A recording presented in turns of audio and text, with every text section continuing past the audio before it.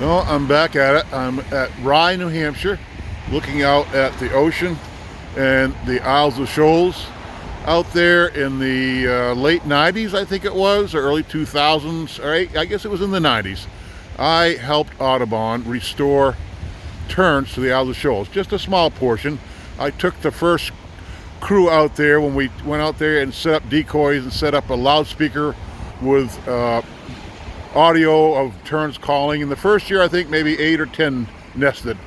And I took staff out there several times, Audubon staff and Fish and Game staff. I borrowed, my office was in the Region 3 office in Durham, where it was mostly the marine staff, and myself as a wildlife biologist. But I borrowed their boat, small, on a 17-foot open boat. You know, we'd take staff out there, we set up the decoys, and we got a few terns the first year, the next year a few more, and then the next year a few more. And this summer, I just learned there are 3,000 nesting pairs of common terns out there, and I think along with some roseate and Arctic terns, which are federally threatened. So we have some very rare terns in New Hampshire, and I played a very small part in returning terns to the Isles of Shoals, but it was fun duty. Awesome working with the New Hampshire Audubon staff, which I had done for my whole career at New Hampshire Fish and Game.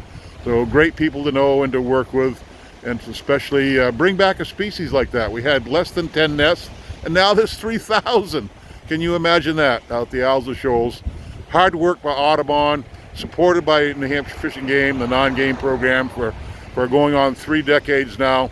Work that has really paid off. You know, and I have followed those terns on the Piscataqua and Great Bay in the summertime, and when they're diving on bait, and I go over there and catch stripers. So these terns that I help restore the Isles of Shoals have returned the favor to me by showing me where I can catch a striper. Thank you, terns. Awesome job, New Hampshire Audubon, New Hampshire Fish and Game.